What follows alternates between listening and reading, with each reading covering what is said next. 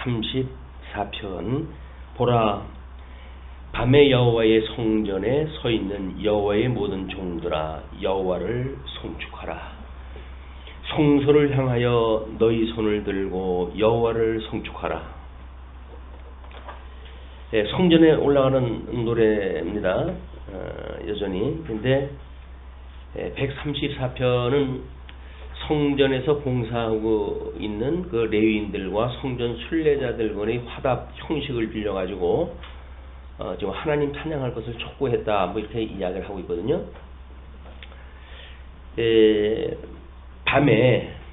밤이라고 하는 거는 모든 사람들은 잘 때를 이야기를 합니다. 아마 우리가 하나님을 믿는다는 이야기는 에덴 동산에서 추방을 당할 때 동쪽 문을 하나님께서 화영검과 구름으로 아주 막아놓으셨단 말이에요. 그리고 에덴은 내쫓겼어요. 이 동쪽으로 문이 나 있기 때문에 물론 성전도 마찬가지로 동쪽에 문을 방향으로 놓고 설치되어져 있고, 실제적으로는 예수님이 오셔서 복음이 증거되어질 적에도 끊임없이 서쪽으로 돌아가지고 가야 동쪽 문으로 들어가도록 되어져 있는 거예요. 여기 세계관적으로. 어떻게 보게 되면 우리는 이제 말씀을 공부할 때마다 현실 문제를 가지고 성경이 이러니까 이래라 저래라 라고 하는 것하고는 성이 살 수가 없어요. 왜냐면 적어도 아버지의 뜻이 하늘에서 이루어진 것처럼 이 땅에서 이루어지기를 구하기 때문에 전 우주를 배경으로 놓고 이제 성경을 공부하고 있는 것이 다른 교회와 다르다는 이야기입니다. 물론 다른 교회도 천지 창조도 이야기하고 다 하지요. 그러나 우리 이야기의 출발이 하나님의 뜻이 하늘에서 이루어진 것처럼 이 땅에서 이루어지는 시간과 공간이 초월되어진 영원한 세계로부터 그 다음에 시간과 공간과 형상의 제한을 받는 우리 현실의 세계까지 하나의 구조 안에서 우리가 생각한다는 이야기는 우리의 그 마음이 얼마나 넓은지 몰라요. 이렇지 않으면 소갈딱지가 좁아가지고 자기 이해관계에 따라가지고 시비 가리는데 인생을 소진하고 이렇게 살아가게 되어집니다. 이미 우리는 우리의 생각이 광활한 우리 하나님의 영원한 세계로부터 또 현실 세계까지 두루 이렇게 보는 그 관점을 가지고 성경을 이해하고 세계를 이해한다고 하는 것이 우리들에게 주어진 특별한 그 복이라고 보여져요. 지금 그 밤이라고 하는 그 이야기는 뭡니까? 밤의 특징은 어둠이죠. 어두움. 에덴 동산은 내쫓겼을 때의 그 상태가 어두움에 우리를 갖다 버려두는 상태입니다. 어두움에서 있는 사람들은 에덴 동산을 들어갈 엄두를 낼 수가 없어요. 왜냐면 거기에는 좀 그룹의 천사장과 그 다음에 화영검으로 해가지고 막아놓고 있기 때문에 그 타락한 인생이 들어갈 수가 없는 곳인데, 여기서 어둠에 있는 사람들이 보는 문은 닫힌 문을 보게 됩니다. 에덴 동산의 닫힌 문. 근데 우리 둘째 아담이신 예수님이 오셔가지고 이제 생명의 문으로 우리한테 오셨어요. 그리고 양의 문이 되어져 우리로 하여금 들어갈 수 있는 그런 새로운 문을 우리한테 주셨어요. 이건 열린 문입니다. 이것이 닫힌 문이라고 한다면 이건 열린 문이에요. 이 열린 문, 이게 생명으로 들어갈 수 있는 문. 예수님을 어디든지 언제든지 우리가 따라간다, 함께 한다라고 하는 그 이야기는 이 문으로 들어가기 때문에 가능한 일이에요. 그러니까 우리는 닫혀있는 저 에덴만 보고 여기서 한숨만 쉬고 살아가는 것이 아니라 열려져 있는 생명의 문, 영원한 생명에 이르는 그 문을 우리는 바라보고 우리가 소망 중에 살아갈 수 있는 것이 이 어둠에서 예수 그리스도로 말미암아 거듭나고 중생한 성도들이 가지고 있는 소망입니다. 끊임없이 소망이에요. 그러니까 우리들은 우리 인생사를 볼 적에도 마찬가지죠. 어떤 사건이 우리들 앞에 왔을 때 우리는 가슴이 탁 막히잖아요. 그 절망감에 이제 딱 하게 돼요. 도저히 방법이 없다고 이야기를 하거든요. 그거는 보기 때문에 이제 이 방법이 없는 거야. 그런데 우리 생명의 구주이신 예수 그리스도를 보게 되면 거기에는 열린 문이 보여요. 탈출구가 보여요. 우리 삶의 얼음으로부터 도망가는 것이 아니라 오히려 피안초로 아주 이제 그 위로를 받을 수 있는 문이 보이기 때문에 적어도 우리는 이런 닫혀져 있는 문 때문에 어두움의 종로로 서는 것이 아니라 열려져 있는 문으로 들어가서 이 빛에 우리가 거하게 되어진다는 거죠. 하나님께서는 지금 우리 뭐 몇 편에서 그런 그 이야기가 나왔나요? 우리 하나님은 이스라엘을 지키시는 이는 졸지도 아니하시고 주무시지도 아니하신다. 분명히 하나님은 영원하신 분이기 때문에 영원히 모든 그 하나님의 사랑하는 백성들 또는 만들어 놓은 피조물들을 섭리하셨을 때에 우리처럼 뭐 밤과 낮이 있어가지고 뭐 자고 뭐 이렇게 하고 또 이제 정신 차려가지고 낮 생활하고 그러시는 게 아니란 말이에요. 근데 우리 인생은 그거를 깨닫게 하시기 위해서 어둠에 우리한테 이제 버려주셨다고 하는 그 이야기가 낮과 밤이 끊임없이 있다는 거예요. 밤에 우리가 저녁에 잠자리에 든다는 이야기는 뭡니까? 이게 하나님께서 우리에게 어둡게 했던 그 방에 이제 우리가 잠으로 안식을 누리는 걸 이제 우리가 배우는 일인데, 그래서 긴긴 밤을 우리가 잠을 이루지 못한다는 이야기는 뭐예요? 이게 어둡기 때문에 안식을 누리지 못한다는 이야기거든요. 근데 하나님께서는 밤을 줘가지고 우리로 하여금 이 죄악 가운데서도 우리가 인생이 나름대로 생물적 안식을 누릴 수 있는 그런 길을 주셨는데, 인간들은 자기 고민에 이 닫힌 방으로 들어가 버리게 되면 그 다음에는 이 밤이 왜 이렇게 긴지를 몰라요. 긴긴 밤, 가을밤, 겨울 그 기나긴 어떤 그 가을밤 이런 것들 서사시적으로 해가지고 이야기를 해내지만 고통입니다. 밤에 우리가 쉴 수 없다고 하는 건 고통이에요. 근데 뭐 요즘은 과학이 발달을 해가지고 이거를 인조적인 그 빛으로 해가지고 밤 내내 빛을 갖다 비춰주잖아요. 그래서 생물들도 살 수 없을 정도로 이게 사단이 사망으로 이게 짓누르는 것이 현대라고 보여지는데, 막 우리 집 뒤에 그 간판집이 있는데 간판 빛이 얼마나 그 강렬한지 몰라요. 그런데 처음에는 뭐 그걸로 해가지고 늦은 시간까지 켜놓으니까 우리는 그래도 3층이 돼서 안 보이는데 바로 마주보고 있는 1층이나 2층 집은 참 고통스럽겠다. 아닌 게 아니라 무슨 이제 어필이 됐던가 보죠. 10시 되면 이제 굽더라고요. 그 서울 그 교회에 가로등을 갖다가 피워놓으니까 그 근처 논에 농사가 안 된다고 해가지고 신고가 들어와가지고 모든 그 주변에 가로등을 끄는 이런 그 사태가 벌어지고 그렇습니다. 이 인조빛이라고 하는 그거는 우리를 속이는 거예요. 우리가 밤인데도 불구하고 밤이 하나님 앞에서 정말 위로를 우리가 바라보고 안식을 취해야 되는 그런 그 시간임에도 불구하고 빛이라고 하는 것이 마치 우리가 모든 노동을 해야 되는 것처럼 착각을 일으켜가지고 낮과 밤이 없도록 이제 우리를 갖다 일로 내몰아 버리는 거죠. 거기서 얼마나 우리가 누리고 사는지는 모르겠어요. 약간 밤낮없이 사는 사람들이 많은 돈을 번다고 그러니까 돈 버는 걸로 본다면 그래가지고 이렇게 해가지고 결국은 건강 해치고 이렇게 되어지는 것이 많은 사람들이 쏟고 사고 있는 현실이거든요. 근데 이렇게 인조적인 빛이 없었던 그런 그 시절에 성전에만 오직 촛불을 7등대 거기에 촛불을 갖다 켜놓고 그리고 24시간 끊이지 않는 향을 피워 올리면서 그 성전을 지키는 자들이 있었어요. 그게 제사장들입니다. 그 사람들은 이제 야간 당직을 갖다 통해 가지고 하나님이 영원히 계시다고 하는 그 성전을 섬기고 그리고 그걸 찬양하는 이런 그 내용이에요. 그런데 지금 133편에 이 34편에 보라 밤에 여호와의 성전에 서 있는 여호와의 모든 종들아 여호와를 송축하라. 당직인데 다른 사람들은 다 잠자고 있는데 난 뭐냐 이게 팔자싸납게 이렇게 생각을 해도 하나님 찬양할 수가 없죠. 그런데 이거는 영원하신 하나님에 대한 영광을 지금 이 사람들만, 이 밤에 있는 사람들만 지금 느끼고 있는 거예요.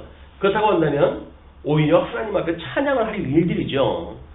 이런 그 일로 해가지고 지금 그 성전에 있는 사람들한테 여호와를 송축하라고 시인은 지금 강력하게 권고를 다 하고 있습니다. 그리고 성소를 향하여 너희 손을 들고 여호와를 송축하라. 손을 들고라고 하는 건 기도 아니겠어요? 여기서부터 여기까지 이르는 이 소망의 이게 우리가 이 밤에 이 사람들은 지금 이건 사랑의 수고를 갖다 하는 사람들이겠죠. 사랑의 수고를 갖다 하는 사람들이에요. 이 사랑의 수고라고 하는 것은 믿음이 없으면 믿음의 역사로 해가지고 등장되어질 수 없는 겁니다. 믿음의 역사로 인해가지고 사랑의 수고가 드러나고 있는데 요거는 끊임없는 인내의 소망으로 인해가지고 바라보는 우리 영원하신 하나님 나라거든요.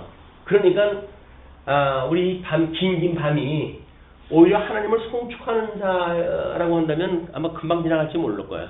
그런데 하나님을 보는 것이 아니라 이 생명의 문이신 예수 그리스도를 바라보는 것이 아니라 끊임없이 내 문제에 지금 얽혀져 있기 때문에 그 밤이 긴 거예요. 그리고 괜히 긴 밤만 우리가 이제 남으라고 그러죠. 쓸데없이 밤은 길어가지고 괴롭힌다 그러는데 그렇지 않아요. 하나님의 그 믿음의 역사로 정말 우리의 믿음을 가지고 사랑의 수고를 하는 사람들은 밤이 길지 않습니다. 밤이 길다는 이야기는 뭔가 지금 우리가 내 문제가 뭔가 얽혀져 있는 거예요.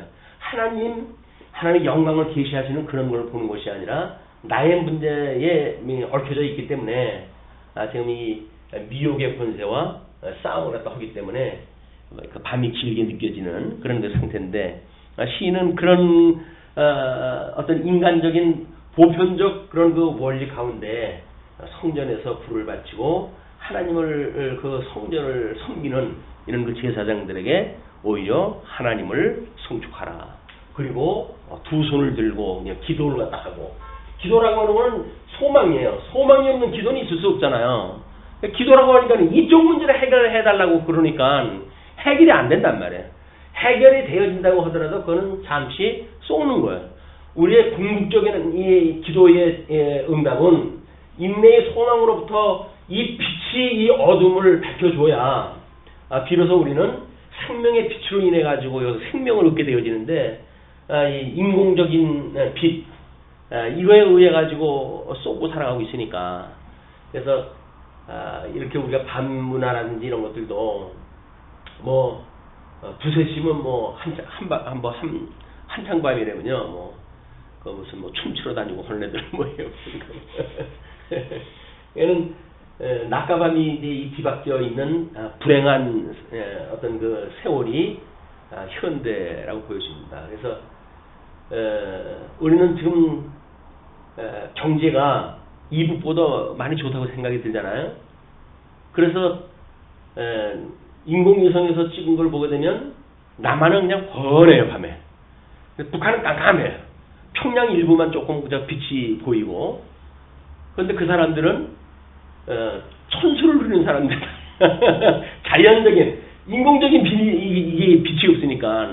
그래도 나름대로 그 사람들은 그 아주 뭐 경제적으로 뭐 여러 가지 상황이 어려운 가운데 밤의 진수를 그들은 철저하게 지금 배우고 있는 사람들인데, 우리는 뭐 경제적으로 좀 낫다라고 하는 그걸로 체면이 걸리고 인공적인 빛으로 해가지고 밤을 밝히고 해가지고 철저하게 기만당하고 있는 것은 오히려 경제력이 높다고 하는 나만의 사건이에요. 그래서 어떤 그 분들은 그렇게 이야기를 하죠. 이북에 있는 기독교 지하의 그 성도들이 남한 성도를 위해서 기도를 한다는 거예요. 이게 가당치 않은 일입니까? 배부른 성도를 배고픈 성도가 지금 위해서 기도를 한다는 거예요. 그 사람들이 어떤 소망을 가지고 있느냐, 그게 믿음의 역사로 드러나는 겁니다. 어떻게 배부르고 자유를 누리고 있다고 하는 대한민국 성도들을 위해서 그들이 기도를 할 수가 있겠어요? 그건 믿음의 역사예요. 남한은 세상에 온통 그런 것들이 자기 건질로 착각을 하고 쏟고 살아가고 있고 이런 데에 우리가 있기 때문에 여기는 믿음의 역사도 오고 뭐 교회당 십자가에 불빛을 갖다가 밤새도록 켜놔가지고 이웃의 민원 대상이나 되어지고 이것이 과연 이 생명의 빛 되시는 예수 그리스도를 소개하는 건지 자기네 경제력을 갖다가 이게 과시하는 건지 알 수가 없어요. 이런 그 문제가 우리가 이 내면의 세계를 성찰해야 될 이런 이 밤의 문화가 아닐까 이런 그 생각이 듭니다.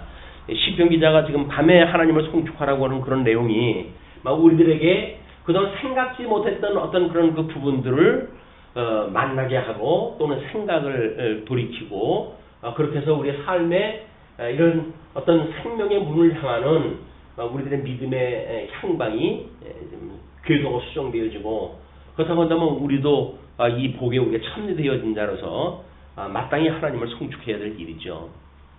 또 그러라고 했으니까 또 뭐 철야기도니 뭐니 해가지고 동문시켜가지고 밤에 기도를 시키고 하는 바람에 잠 못 이루고 하는 이런 아이러니도 있는데 밤에는 자는 거예요.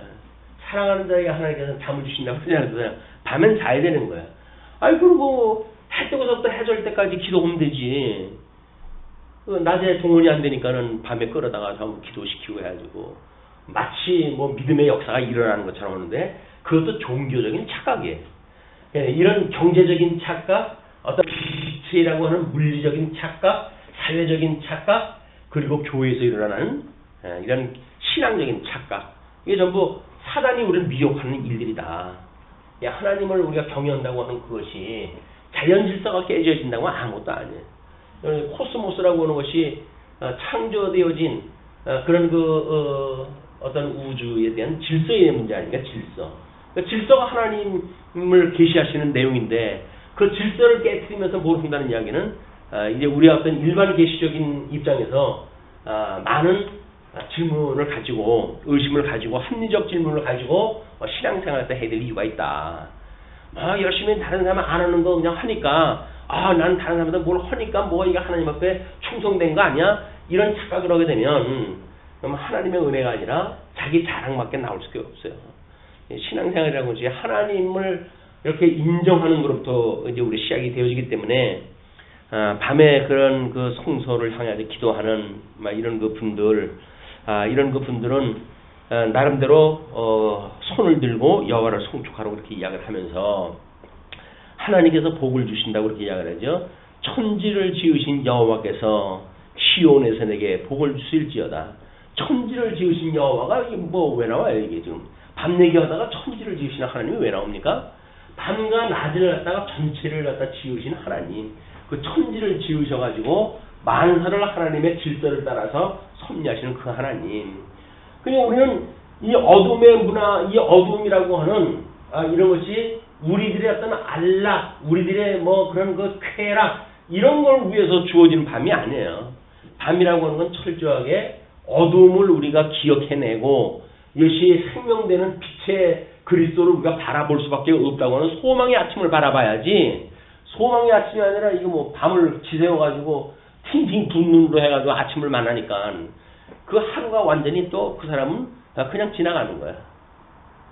밤이라고 하는 것이 우리 영혼을 하나님 앞에 맡기고 정말 이게 아침에 열릴 새로운 문을 바라보는 이런 그 시간들이 되어졌으면 좋겠다.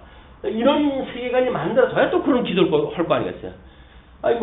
이게 밤에 잠 안 오는데도 기도를 갖다 하게 되면 현대에 있는 문제 해결을 해달라고가 되어지니까 이게 내일 새벽에 우리가 어떤 문을 통해 가지고 어떤 새로운 피조의 세계를 바라봐야 될 것인지 이런 게 전혀 없는 현실 해결에 급급해져 있는 우리들의 이 속 좁은 세계에 갇혀져 버린다. 우리가 어둠에 갇힌다고 하는 그런 그 이야기는 에덴 동산에서 내쫓겼기 때문에 일어난 현상들이에요. 우리 예수 그리스도로 말미암아 생명의 문으로 들어갈 수 있는 이것이 지금 134편의 이야기라고 보여집니다. 그런데 이제 135편서부터 136편까지를 보시게 되면 135편은 천지를 창조하고 섭리하시며 백성을 구원하고 긍휼을 베푸시는 전능하신 하나님을 찬양을 하다 하거든요. 136편은 우리 거기에 설명이 이렇게 되어져 있어요. 주제에 있어서 135편과 한 쌍을 이루고 있다. 다만 두드러진 차이점은 매절에서 그 인자심이 영원함이로다 라는 구절이 반복되는 구조적 특징을 보인다는 것이다. 시인은 창조 이래에 이스라엘 역사를 돌이켜볼 때 하나님의 인자하심이 영원하시다는 사실을 들어 하나님을 찬양하고 있다. 그래서 하나님의 은혜는 누구든지 예수를 믿는 자마다 구원을 얻게 하신 데서 절정을 이루고 있다. 그러니까는 135편은 지금 134편의 이런 맥락으로 봤을 때 135편보다는 지금 이제 이 성경학자들이 136편의 특징을 이야기를 하기를 하나님이 범사에 지금 인자하심을 이제 노래한다는 거 아닙니까? 그런다고 한다면 135편은 보나마나 아마 항상이라고 하는 그런 이 기뻐할 그런 그 내용으로 되어 있을 거예요. 범사에 감사라고 하는 것이 인자하기 때문에 범사에 감사할 이유라고 한다면 135편의 구조는 항상 기뻐해야 될 이유를 아마 설명이 되어져 있지 않을까라고 하는 전제를 가지고 한번 135편을 보시게 되면 그 135편에서 일어나는 일이 하나님께서 전부 해가시는 일 아니에요, 이게. 하나님께서 이 일을 갖다 해가시는 일이 기쁘신 뜻을 따라서 하신다는 겁니다. 이 하나님의 기쁘신 뜻을 따라 가지고 이제 인류 역사, 이스라엘의 모든 구속의 역사 이걸 갖다 해가신다는 거거든요. 그러니까 하나님이 기뻐하시는 뜻대로 무엇이 이루어지니까 우리는 기뻐할 수밖에 없는 거예요. 예수 그리스도 안에서 비단에 우리가 거한다고 한다면 마땅히 하나님이 기뻐하시는 걸 우리가 함께 기뻐해야지. 하나님은 기뻐하는데 나는 싫어하고 하나님은 뭐 우리들로 하여금 인자를 베푸시는데 나는 감사하지 않고 이건 믿지 않은 사람의 특징이란 말이에요. 우리가 하나님의 뜻을 분별해서 하나님을 믿는다고 한다면 우리는 기뻐하신 뜻을 따라 섭리하시는 그 하나님의 모든 궤적을 볼 때마다 우리는 항상 기뻐할 수밖에 없는 거예요. 우리가 항상 기뻐하지 못하는 건 왜 그럴까요?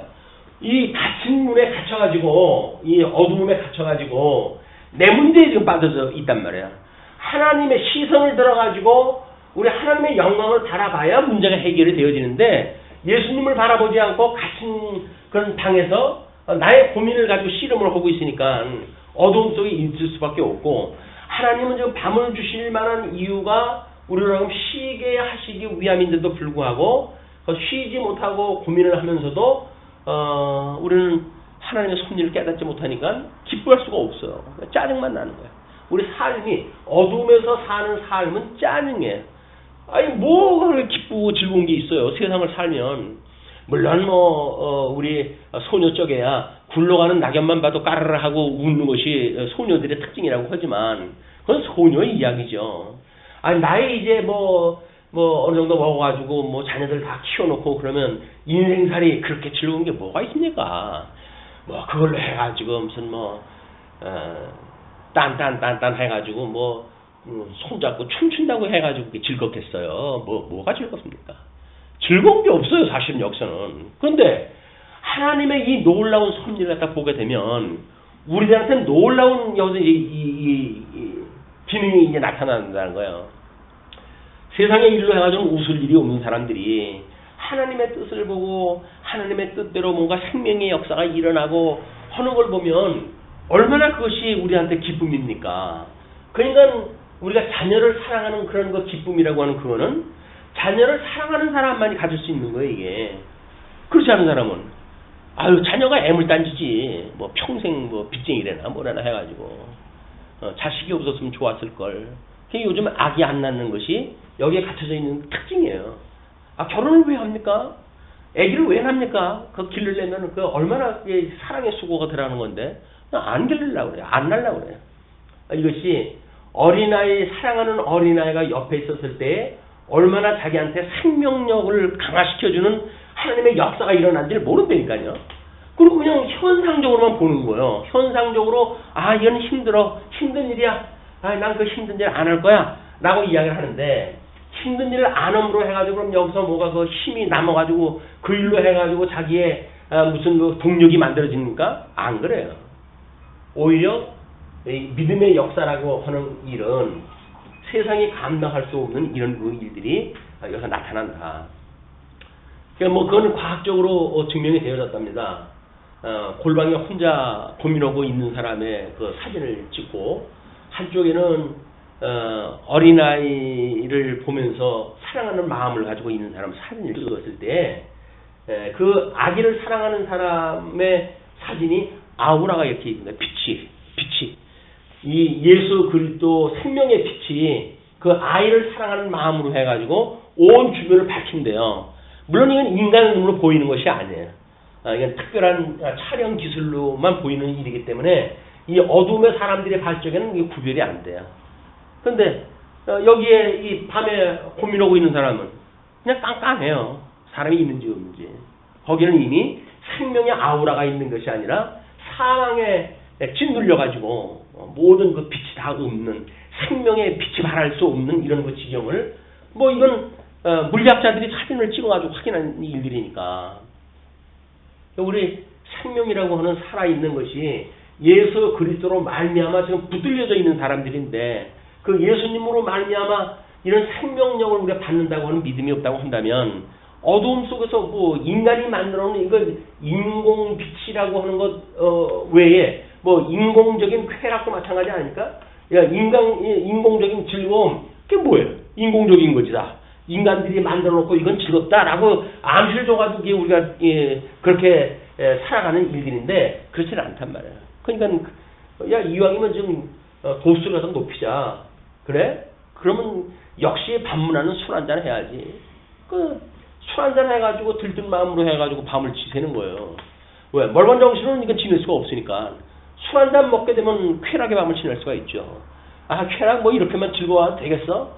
그럼 이제 뭐 음주, 가무 거기다가 뭐 이제 가진 그런 그 문란한 밤의 문화가 만들어지고 심지어 그것도 이제 진력이 나게 되면 뭐 마약을 뭐 맞든지 먹든지 뭐 주사가다 맞든지 그래가지고 쾌락의 밤을 지내게 되어진 것이 이게 인공적인 즐거움이란 말이에요. 인공적인 즐거움.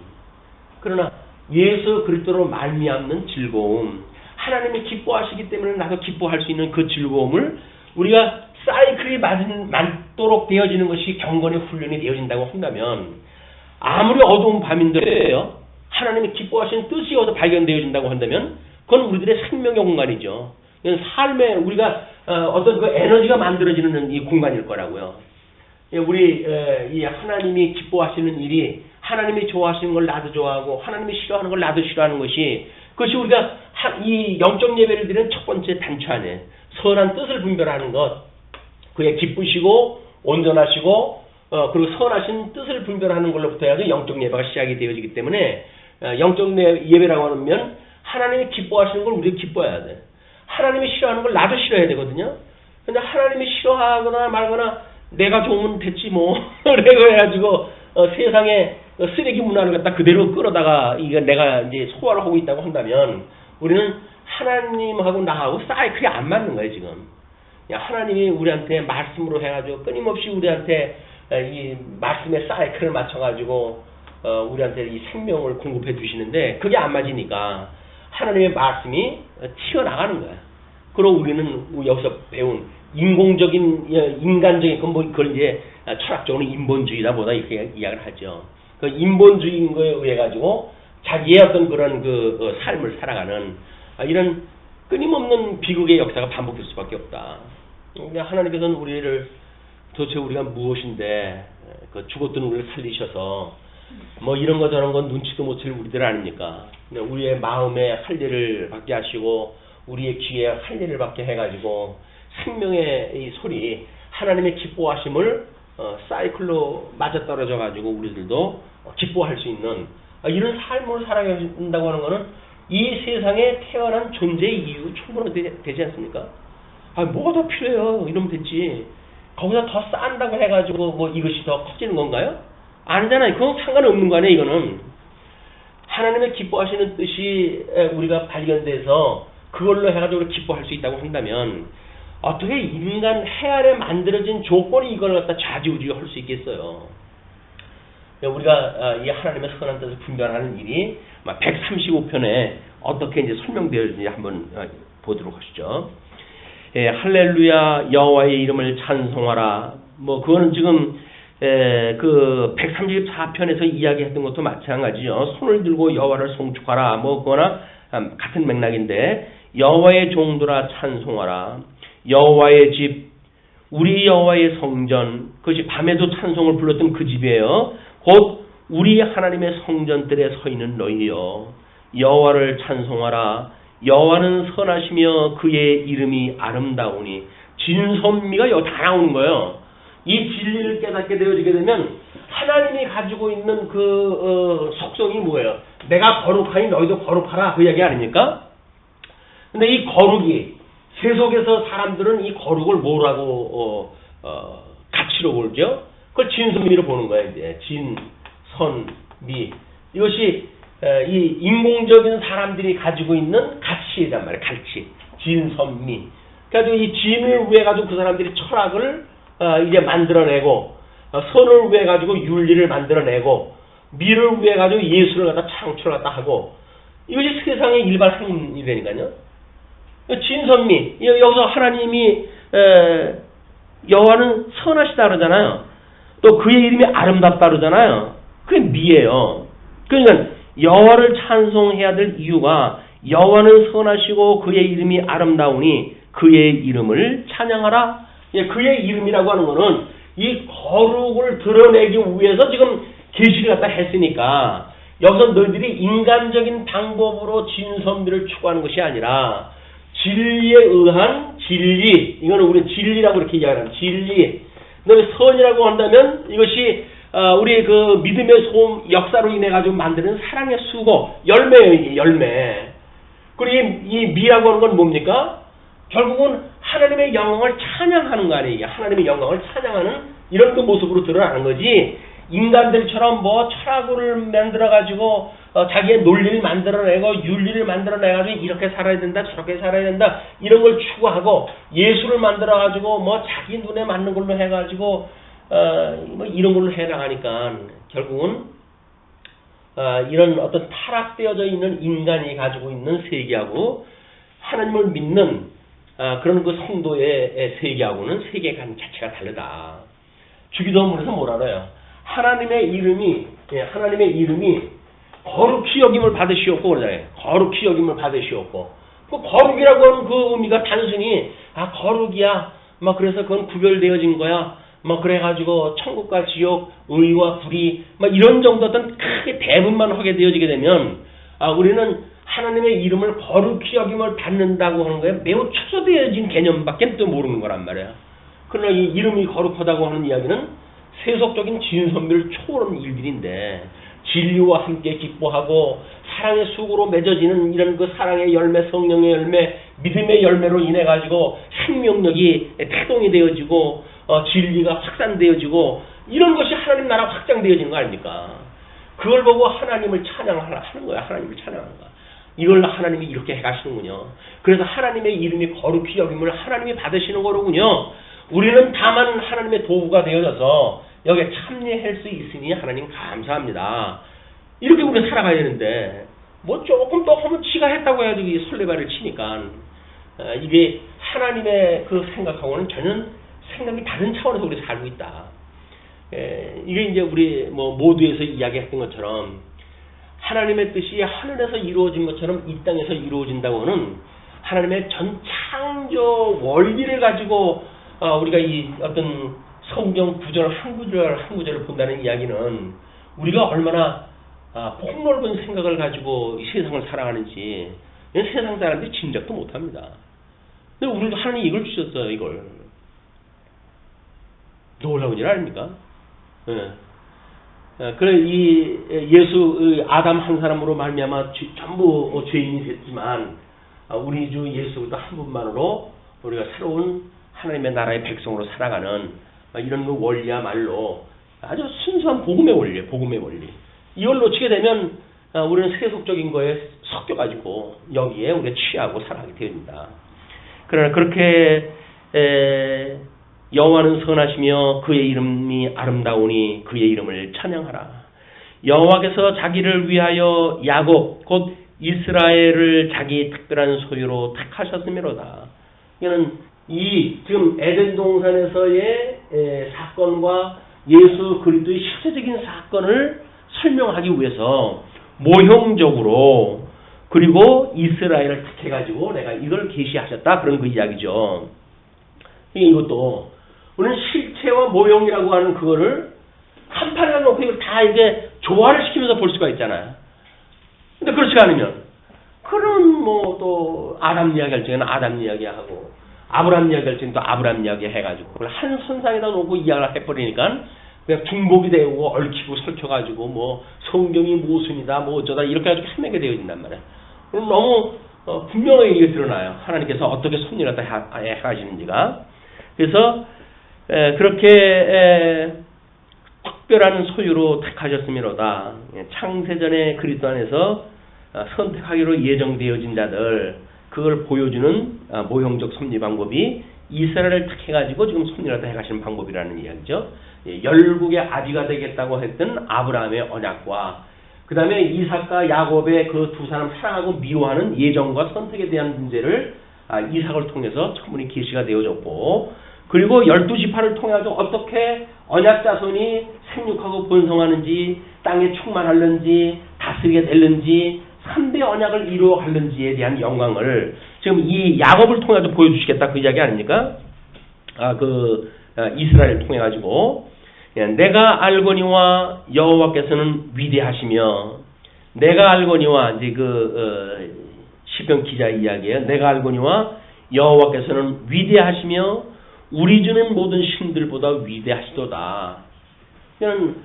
지금 야곱을 통해 가지고 이스라엘 역사를 해갈 때 그분이 천지를 만드신 하나님이 지금 그렇게 한다는 이야기 아니겠어요? 그러니까 이스라엘 사람들한테 우상을 섬기지 말라는 이야기는 뭐예요? 이미 하나님께서 이 실체적인 역사를 갖다 해가시니까 모형적으로 보여줬던 이스라엘 국가를 통해 가지고 우상단지나 섬기고 이런 미련한 짓 하지 마라 그런 그 이야기죠. 그래서 주는 모든 신들보다 위대하시도다. 여호와께서 그가 기뻐하시는 모든 일을 천지와 바다와 깊은 데서 다 행하셨도다. 그 기뻐하시는 일이에요. 우리가 잠시 첫째 아담을 죄로 인하여 이 세상으로 추방을 하신 사건도 여전히 하나님 기뻐하시는 일이에요. 그게 그 탕자를 아버지가 기쁘지 않으면 탕자를 왜 보내겠어요? 이 탕자에 의해서 이야기하듯이 이걸 보내게 되어진 거다. 그런데 그 모든 일을 천지와 바다와 모든 깊은 데서 다 행하셨도다. 안개를 땅 끝에서 일으키시며 비를 위하여 번개를 만드시며 바람을 그 곳간에서 내시는도다.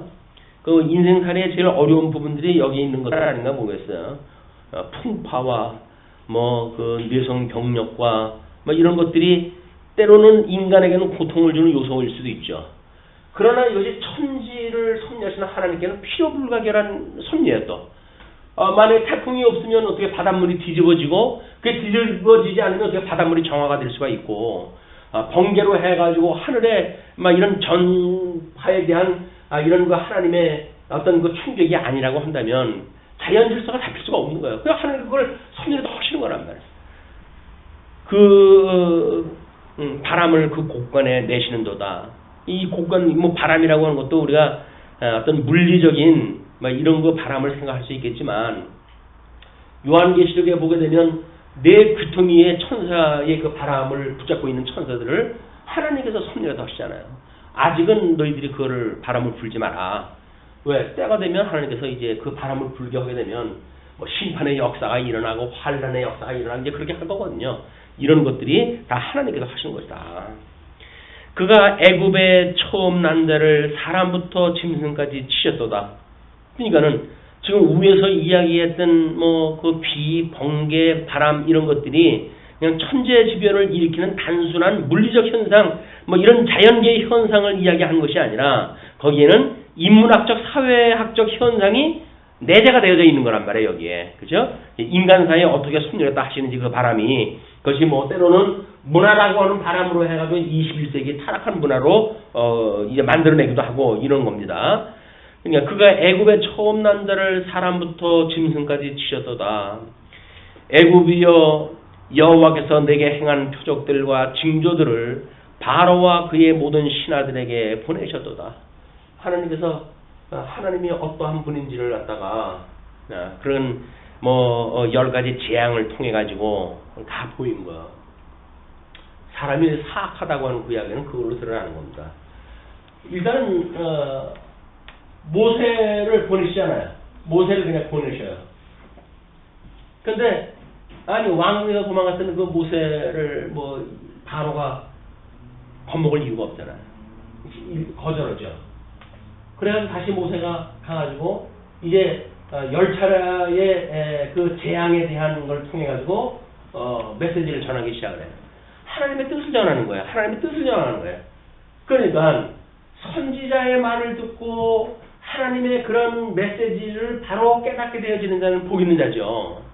하나님의 이 뜻을 깨닫게 되어지는 복 있는 자예요. 그런데 그렇지 않게 되면 10차례에 대한 재앙을 통해 가지고 점점 압박 수위를 크게 만들고 그렇게 해가지고도 바로처럼 못 들면 그거는 이제 심판받을 자고 우리도 그렇게 살던 우리들인데 하나님께서 이 진리의 빛을 비춰주셔가지고 하나님의 메시지에 귀를 기울게 하셨다는 거예요.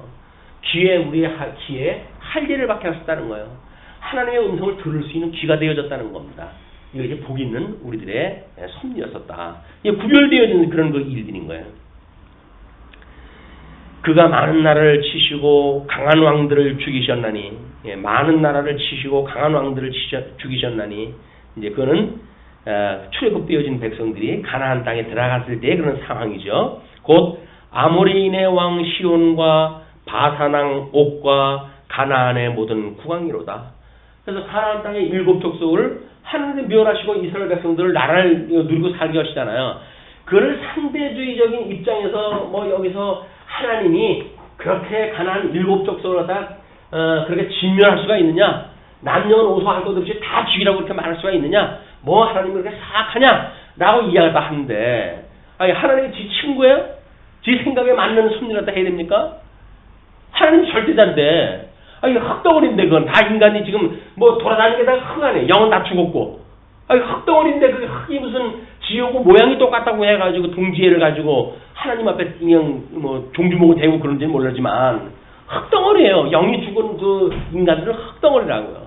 근데 그게 무슨 대단한 어떤 인생이라고 생각이 드니까 그러니까는 하나님이 그럴 수가 있느냐 저럴 수가 있느냐고 그러는데 하나님이니까 그럴 수가 있죠. 아니 만들어 놓은 하나님이 우리 사도 바울이 예를 갖다 들잖아요. 아니 옹기장이가 자기 마음에 안 맞는 거 깨트려 버리는 거 당연한 거 아니야? 누가 뭐라 그럴까요? 옹기장이는 왜 가만히 둬요 그럼? 옹기장이는 그걸 왜 그걸 깨트려 버리냐? 가난한 사람한테 주게 되면 얼마나 유익하겠을 텐데 그렇게 가지고 덤벼들어야 될 거 아니에요. 근데 옹기장이가 그걸 떼는 걸 깨트려 버릴 때는 우리는 뭐라 그래? 장인 정신이 대단하다 이렇게 장인 정신이 대단하다. 아 그건 장인 정신이고 하나님이 당신이 만들어 놓은 뭐 그 인간들을 갖다가 밟아버리는 거는 그건 장인 정신이 아니에요? 절대자의 그런 주권이 안 보이는가요? 그러면 인간들의 한계가 거기 되니까요. 요 닫힌 공간에 살기 때문에 더 이상의 세계를 이해할 수가 없어요. 그냥 사람이 다른 사람한테 시비를 건다는 이야기는 결국 뭡니까? 자기 생각을 가지고 시비 거는 거예요. 고린도 후서에서 사도 바울이 마음을 넓히라고 하는 이야기는 뭐예요? 네가 생각을 조금 넓히게 되면 상대방의 입장은 네가 왜 이해를 못해? 그 이야기 아닙니까? 상대방의 입장은 자기가 지금 제일이라고 생각이 드는데 상대방 입장은 왜 생각을 해요? 그러니까 시비가 끝날 수가 없는 거예요. 근데 시비가 끝나려고 한다면 여기에 있는 나무가 다 타야 뭐 불에 탈 나무가 없어질까? 산이 다 타기 전에 시비거리가 없어질 수가 없다니까요. 뭘 맞으면 얼마나 맞고 틀리면 얼마나 틀려요. 자기 생각 가지고 하는 이야기인데 자기 생각이라고 해서 또 뭐 고집으로 해야죠. 꼭꼭 뭉쳐진 거 아닙니까? 다른 사람이 풀지도 못할 만큼 뭉쳐져 있는 생각 그걸 고집이라고 그래요. 그 앞자가에다 뭘 붙여요? 그걸 아주 꼭꼭 묶여져 있는 걸 옹짤 붙이는 게 옹고집이라고.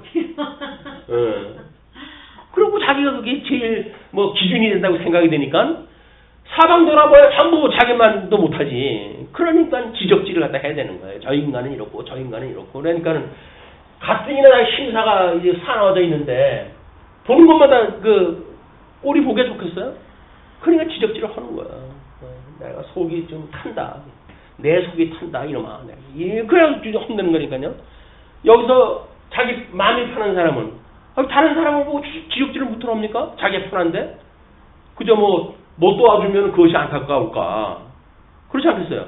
도와줄 일이 있다고 한다면 도와주고 싶죠. 자기 형편이 넉넉한 사람인데 마음이 하늘같이 넓어져 있는데 그런데 자기가 오르니까는 옆에 사람 잘 되는 거 꼴도 보기 싫어합니다. 잘 되는 거 어떻게든지 좀 음해를 갖다 해가지고 무너뜨리고 싶고 방해하고 싶고 신통머리가 여기서 이제 들끓는 거예요. 여기서. 그런데 왜 예수 그리스도로 말미암아 빛으로 조명을 받기 전까지 그러고 살아야 되니까요. 빛으로 받아가지고 우리가 이 빛의 세계를 볼 수 있다고 한다면 달라져야 되는 거 아니에요, 이제? 근데 예수 믿는다고 하면 똑같아. 그건 예수 믿는 게 아니라니까요. 이건 믿음의 역사가 일어나는 게 아니에요. 이건 믿음의 역사가 일어나면 여기서 사랑의 수고가 나타나게끔 돼 있는데 끊임없이 여기서 이러고 저러고 해가지고 자기 자랑 갖다 하고 다른 사람을 같이 밟고 이렇게 한다는 이야기는 구원받지 않은 사람들의 그런 그 작태란 말이야. 이거 죽었던 물로 주님께서 살려주셨고 마음에 할 일을 받겠다고 한다면 당연히 하나님 기뻐하시면 우리도 기뻐해야죠. 나하고 상관이 없다고 하더라도 우리 주님처럼 할 수만 있으면 이 잔을 나한테 지나가게 해주십시오. 그러나 내 뜻대로 마옵시고 아버지의 뜻대로 해주십시오. 라고 하는 것이 기도의 원리 아니에요. 그런데 죽어도 내 뜻대로 해달라고. 죽어도 내 뜻대로 해달라고. 예수님 오셔가지고 그 잔을 피우고 싶어가지고 죽지 않으셨으면 어떻게 될까요? 하나님의 계시 역사는 없어요. 그러니까는 우리 예수님은 성경대로 돌아가셔야 되는 거야. 할 수만 있으면 이 잔을 나한테 지나가게 해주십시오라고 했지만 내 뜻대로 마옵시고 아버지의 뜻대로 하시옵소서. 그래서 결국은 그 인성을 가지고 있는 당신의 마음을 하나님 앞에 고하고 그러나 여전히 성자 하나님으로서 아버지의 뜻을 이루러 오셨다고 하는 그런 거를 위해 가지고 아버지의 뜻을 해달라고 이렇게 이야기를 하죠. 그들의 땅을 기업으로 주시되 자기 백성 이스라엘에게 기업으로 주셨도다. 여호와여 주의 이름이 영원하시니이다. 여호와여 주를 기념함이 대대에 이르리이다. 대대에 이른 이 기념함을 대대에 이른다는 이야기는 뭐야? 증인의 삶을 우리가 살게 되어 있는 거죠. 증인. 대대에 이어서 진리를 전승하고 보수함으로 해가지고 이 진리를 오고 오는 세대에게 전승하게 되어지는 것. 그걸로 대대에 이르리이다. 이건 하나님께서 하시는 일이에요. 여호와께서 자기 백성을 판단하시며 그의 종들로 말미암아 위로를 받으시리로다. 하나님께서 뭐가 부족해가지고 경외함을 받는 거 아닙니다. 인간들이 그렇게 즐겁고 그렇게 하는 것이 하나님의 행복하신 뜻대로 되어지는 거니까, 깊으신 뜻대로 되어지는 거니까 그걸로 위로를 받으신다는 이야기지. 인간의 경영이기 때문에 하나님께서 뭔가를 보탬이 되어지는 그런 개념이 아니다. 그 다음에 이제 15절서부터 18절을 보시게 되면 우상의 거짓됨을 고발을 합니다. 열국의 우상은 은금이요 사람의 손으로 만든 것이라. 입이 있어도 말하지 못하며 눈이 있어도 보지 못하며 귀가 있어도 듣지 못하며 그들의 입에는 아무 호흡도 없나니 그것을 만든 자와 그것을 의지하는 자가 다 그것과 같으리로다. 이건 우리 창조주 하나님께로부터 지음을 받은 인생이 하나님의 뜻을 따라 하나님의 백성이 되어지게 되면 하나님의 형상을 따라 닮아가게 되어지잖아요. 근데 우상을 따라가는 사람은 우상의 형상대로 되어지는 거라니까요. 그냥 사단을 따르는 사람은 사단의 종이 되어져서 충성봉사하다가 영원한 지옥에 가는 것이고, 우리 예수 그리스도를 믿는 사람들은 예수 그리스도의 종이 되어져 가지고 충성봉사하다가 천국에 가는 거예요. 충성봉사는 똑같이 충성봉사라니까요. 그럼 우리가 노예의 의지다 이렇게 이야기하는 거예요. 노예의 의지. 우리 인간이 무슨 의지가 있어가지고 결정을 딱 한 것 같잖아요. 그게 아니라니까요. 사단에 매이게 되면 사단의 노예로서의 의지를 가지고 하는 거예요. 사단이 시켜먹는 대로 여기서 살다가 가는 거란 말이에요. 또 성령의 우리가 이 그리스도의 어떤 그런 종이 되어지게 되면 그러면 성령의 그런 그 감동을 받아가지고 우리가 주의 그런 속해져 있는 의지를 가지고 종으로서의 의지를 가지고 살아가는 것이다. 우리들은 그냥 빈 껍데기라니까요. 흙이에요, 흙. 거기에 하나님께서 우리의 생명을 불어넣어가지고 막 이런 새로운 세계를 불어넣어가지고 새로운 몸으로 들어가게 하면 새로운 피조물로서의 우리 삶이 되어지지만 그렇지 않게 되어지게 되면 여전히 그냥 흙덩어리 가지고 살아가는 것이다. 그냥 그 흙으로 되어진 인간들이 결국은 흙으로 해가지고 우상을 만들고 그 뭐 자기네들이 봐도 입이 있어도 말하지 못하고 눈이 있어도 보지 못하고 귀가 있어도 듣지 못하는 그리고 그들의 입에는 아무런 호흡도 없는 그걸 만든 자들이 그 만든 자와 그것을 의지하는 자가 다 어떻게 하라고요? 그거가 같은 거예요, 이게. 그러니까 죽은 자가 우상을 만들고 죽은 자가 우상을 믿게끔 되어져 있는 거예요. 그러니까 죽은 자나 우상이나 똑같을 수밖에 없지. 예. 나중에 심판날 다 쓸어버릴 걸 가지고 거기에 뭐가 있다고 생각이 드니까 허무한 일에 올인하게 되어지고 헛된 영광을 부과하고 살아가다가 끝내 비참한 삶을 맞이할 수밖에 없다. 야, 19절로 21절 여호와를 송축하라고 그럽니다. 그러니 이스라엘 족속아 여호와를 송축하라. 아론의 족속아 여호와를 송축하라. 예, 이스라엘 족속은 12지파 다고 그 다음에 아론의 족속이라고 하는 제사장의 너희들로 하여금 제사장을 삼고 내가 제사장 나라가 되게 하겠고 나는 너희 하나님이 되겠다고 약속을 했기 때문에 그런 그 제사장 진리를 지키고 전승해야 될 그런 걸 지금 이야기를 하는 거죠. 여호와를 송축하라. 레위 족속아 여호와를 송축하라. 여호와를 경외하는 너희들아 여호와를 송축하라. 송축하라 송축하라. 기뻐하라 기뻐하라 항상 기뻐하라. 예루살렘에 계시는 여호와는 시온에서 찬송을 받으실지어다. 할렐루야. 기쁨으로 찬송해라 찬송해라. 하나님께서 너희를 향하시는 그 뜻이 항상 기뻐하라. 범사에 감사하라. 쉬지 말고 기도하라. 예. 이것이 뭐예요? 예수 그리스도 안에서 너희를 향하신 하나님의 기쁘신 뜻이라는 거예요. 기쁘신 뜻. 하나님의 기쁘신 뜻이에요, 이게. 우리 예수 그리스도 안에서 우리가 범사에 감사하고 항상 기뻐하고 쉬지 않고 기도하는 일이야말로 해가는 일이다. 이건 성경을 보지 아니하고 우리가 인내의 소망도 있을 수가 없고 성경을 모르고 믿음의 역사가 일어날 수도 없고 믿음의 역사가 없이 사랑의 수고가 일어날 수가 없죠. 성경이 하나님의 그 말씀으로 해야 되는 계시되어진 일이기 때문에 하나님의 뜻을 분별한다고 하는 일은 성경을 공부하는 걸로부터 시작이 되어지는 거예요. 물론 지금이라고 해가지고 성경 66권을 다 공부하면서 하나님 믿는 사람이 얼마나 되겠습니까만은 또 그 사람들은 그 사람들대로 성경의 부분적인 걸 가지고 믿겠죠. 그러나 우리는 성경 66권을 통해 가지고 하나님의 뜻이 하늘에서 이루어진 것처럼 이 땅에서 이루어지는 거를 전체의 계시를 통해서 이걸 공부를 하고 있으니까 그래도 그 사람들하고는 다른 거 아닙니까?